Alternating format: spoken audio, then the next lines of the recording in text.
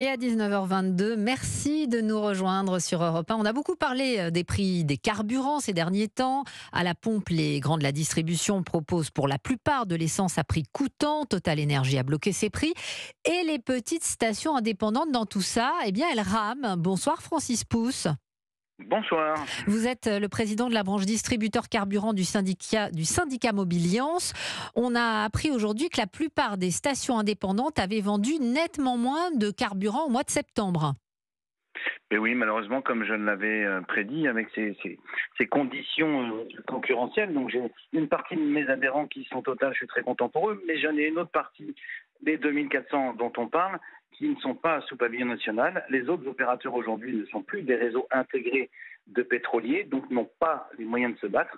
Et on s'inquiète. La preuve en est, c'est que 78% des stations hors du réseau Total déclarent des baisses de l'ordre de 10 à 30% sur le mois de septembre, ce qui est quand même dramatique à un moment où on veut maintenir une distribution de carburant homogène sur le territoire. Alors elles font pas le poids, point de vue prix évidemment, parce qu'elles ne peuvent pas vendre à prix coûtant. Impossible de vendre à prix coûtant. La marge nette est de 1 à 2 centimes. La marge brute est un peu supérieure, mais de toute façon, c'est notre cœur de métier. 20 à 60% de la marge de nos stations est assurée par le carburant. Donc, on ne peut pas faire de baisse de prix. La double peine, c'est qu'en plus, vos ventes de diversification pâtissent de la moindre fréquentation, puisque bien évidemment, si vous avez 40% de clients en moins à la pompe, eh bien, vous avez 40% de moins en boutique, là où par contre, c'est plus avantageux de vendre un paquet de gâteaux. Oui, évidemment. Et pour avoir une idée, les stations de vos adhérents, elles vendent à peu près combien le carburant? Ah, c'est très très très variable, mais on se retrouve. La majorité d'entre nous sont au-dessus de 2 euros, alors Hmm, que tout le monde est en dessous de 2 c'est euros. ça. Voilà. Et du coup, ces Donc, stations, elles demandent, elles lancent un appel à l'aide au gouvernement, tout simplement. oui, tout à fait. On avait alors lors de l'annonce de la vente à perte, qui heureusement a été oubliée, on avait bien précisé qu'il faudrait indemniser sur la base de la baisse de volume. Mais l'actualité reste la même, c'est-à-dire qu'avec des ventes à prix coûtant, on a des écarts de prix qui se creusent, avec naturellement, et on peut le comprendre pour le consommateur, un attrait tout particulier pour tout ce qui est en dessous de 2 euros. Mais pendant ce temps-là, nous, le volume, il n'est pas là. Donc, on est en train de négocier. Olivier Grégoire l'a précisé lundi matin chez vos confrères de France Info, que, entre autres, un fonds de compensation va être mis en place. On est en train de discuter, évidemment, ce sont des discussions ardues, puisque nous, on veut que, entre guillemets, chaque litre de vendu en moins soit indemnisé avec une marge moyenne. Parce que on a obtenu aussi pendant ces discussions un fonds de transition énergétique grâce à Agnès Pannier-Runacher. Mais si on a un fonds de transition pour l'avenir et qu'on est mort dans 6 mois, malheureusement, aucun intérêt. Parce que il faut dire aussi que quand bien même vous auriez ce fonds de compensation, hein, il vous a été promis, vous ne pouvez pas non plus rester éternellement sous perfusion. Ah ben non, nous on préférait vivre de notre business, j'allais dire, mais les conditions concurrentielles sont tellement différentes en ce moment que je ne vois pas d'autre solution. Donc bien évidemment, il faut, espérons-le, que calme soit revenu sur le marché du pétrole pour qu'on retrouve le marché français habituel, mais il n'est pas question qu'on vive sous perfusion, on n'en a pas envie, mais pour l'instant c'est vital, parce que 2400 stations en moins sur 5800 que je représente, ça fera probablement des trous dans la raquette, et en particulier en zone rurale. Oui, c'est ça. Vous pensez qu'à terme, ces stations, elles vont purement et simplement disparaître? C'est déjà des stations qui ont du mal à vivre. Les exploitants qui possèdent ces stations maintiennent souvent à bout de bras leur activité. Je parlais avec un de mes adhérents la semaine dernière qui me disait ne plus pouvoir se verser de salaire, vous vous rendez compte? Il est encore ouvert parce que on a un service public de distribution de produits énergétiques. Je dis énergétique et pas fossile parce que l'avenir, ce sera autre chose. Mais pour qu'on soit en vie pour vendre autre chose, encore une fois, il faut là, et j'ai pas d'autre solution, sauf si on m'en propose d'autres, que l'on puisse être aidé pour franchir ces mois difficiles. Donc vous avez un peu d'espoir tout de même sur une amélioration de la situation. Vous parlez De toute uniquement de façon, franchir des mois. parce que j'espère bien que le marché français ne sera pas perturbé comme ça encore des années. Sinon, encore une fois, on va se retrouver avec des opérateurs en moins, et c'est jamais bon pour la concurrence. Alors, je n'ai pas de prévision et je ne suis pas capable de vous faire de prévision sur le prix du carburant au mois de mars.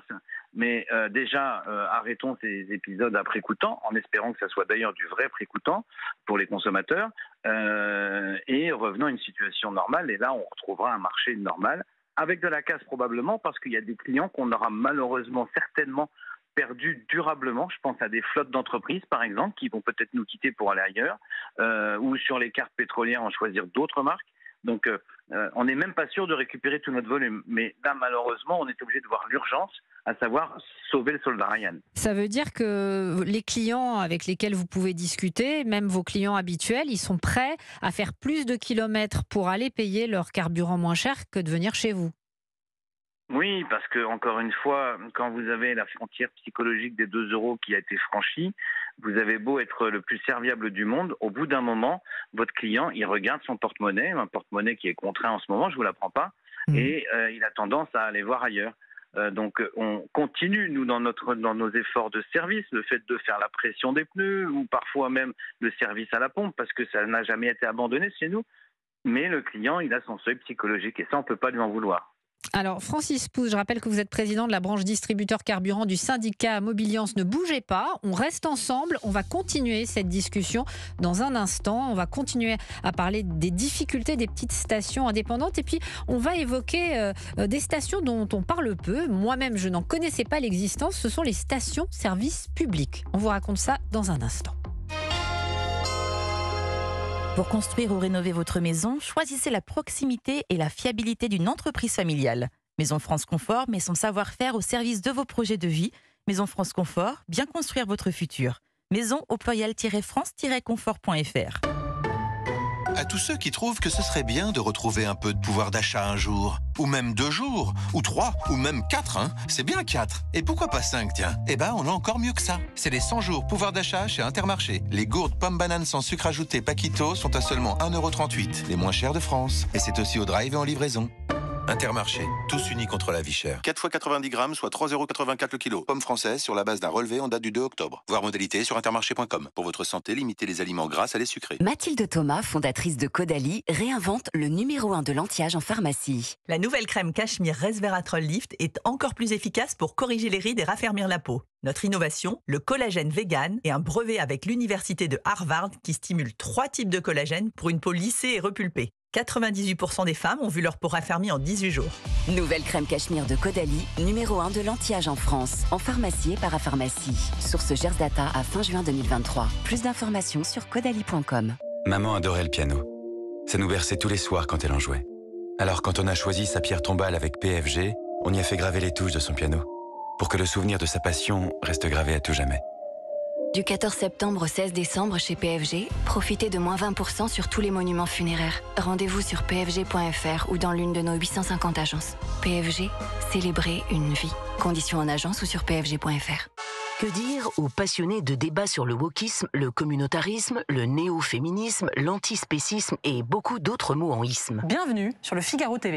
Retrouvez le club Le Figaro Idée avec Eugénie Bastier le jeudi à 22h30. Le Figaro TV, disponible sur la TNT Île-de-France Canal 34 et les box Canal 30. Tout savoir sur l'offre Aesio Santé Pro pour les indépendants avec Aesio Mutuelle.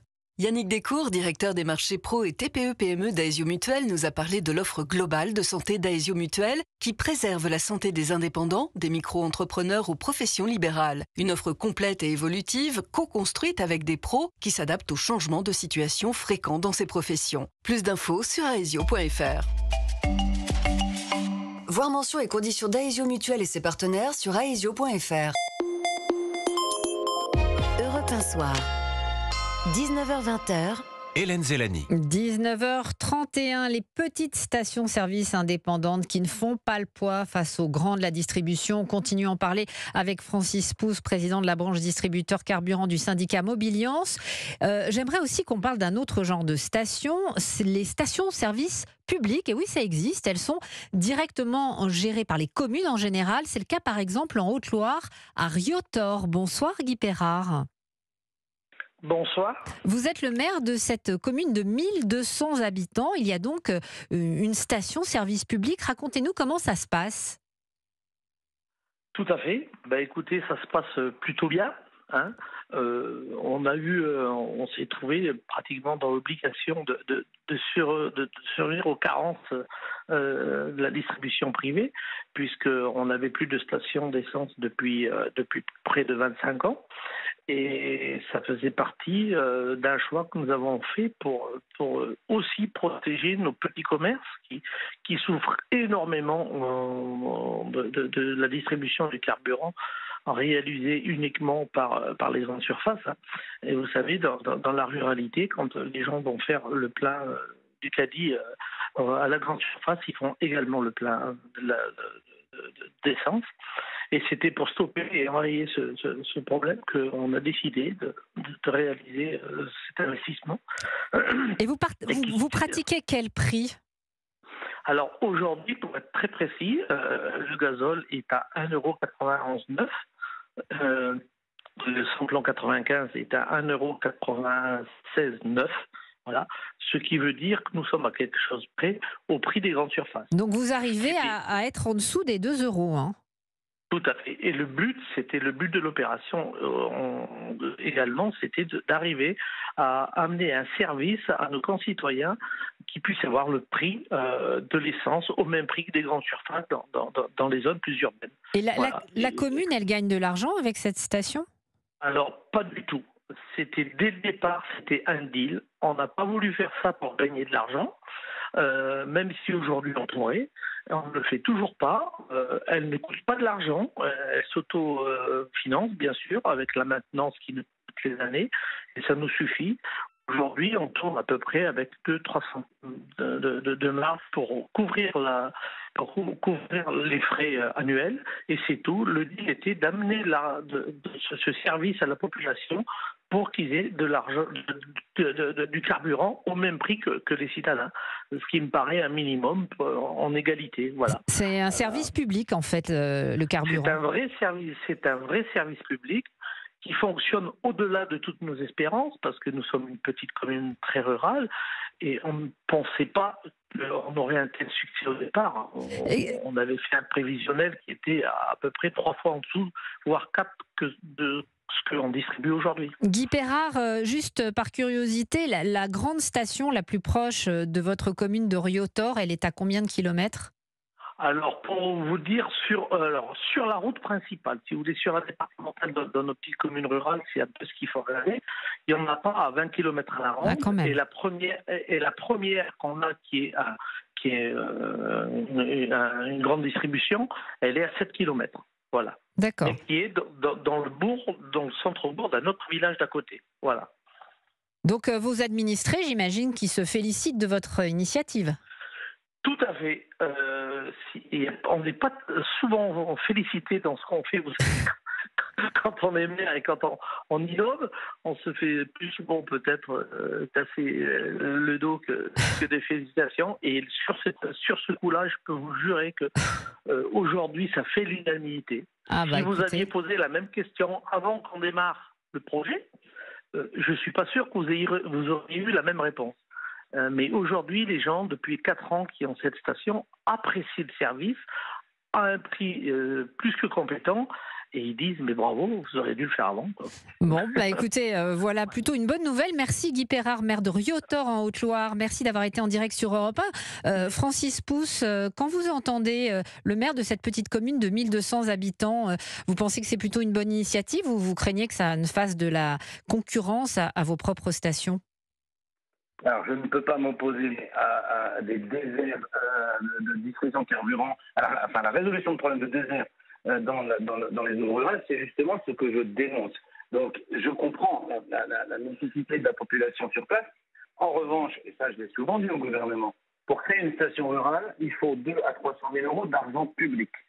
Si on n'avait pas arrêté un fonds qui existait jusqu'en 2014 d'aide aux stations-service, on aurait pu aider 6 stations-service, 6 fois 5,30, parce que c'était en moyenne 50 000 qui étaient donnés à des stations-service en route rurale pour se maintenir. À l'époque, on a arrêté les fonds. Donc, résultat, on se trouve avec des municipalités qui sont obligées de faire le travail à notre place. Mais les municipalités n'ont pas les mêmes exigences, comptablement parlant. Généralement, l'amortissement, ça n'existe pas parce que c'est payé par les subventions qui tombent en une année. Donc, il n'y a pas besoin d'amortir sur 5 ans ou 6 ans, comme nous, on l'a fait dans des entreprises privées. Il n'y a quasiment pas de personnel. Donc, ils peuvent afficher des prix, et tant mieux pour la population, aussi peu cher. Et j'ai même vu un cas dans un département où l'installation d'une station-service rurale a tué 2 de mes petites stations qui étaient à 10 ou 15 kilomètres parce qu'elles étaient forcément plus chères. En fait, elles doivent payer du personnel. Et là, je dis au gouvernement, si on n'a pas de compensation maintenant, on va finir par avoir besoin de station municipale. Ça coûtera beaucoup plus cher. Et au passage, on aura tué un pan du commerce avec un accueil qui ne sera plus là. Merci beaucoup Francis Pousse. Merci, vous êtes président de la branche distributeur carburant du syndicat Mobilian.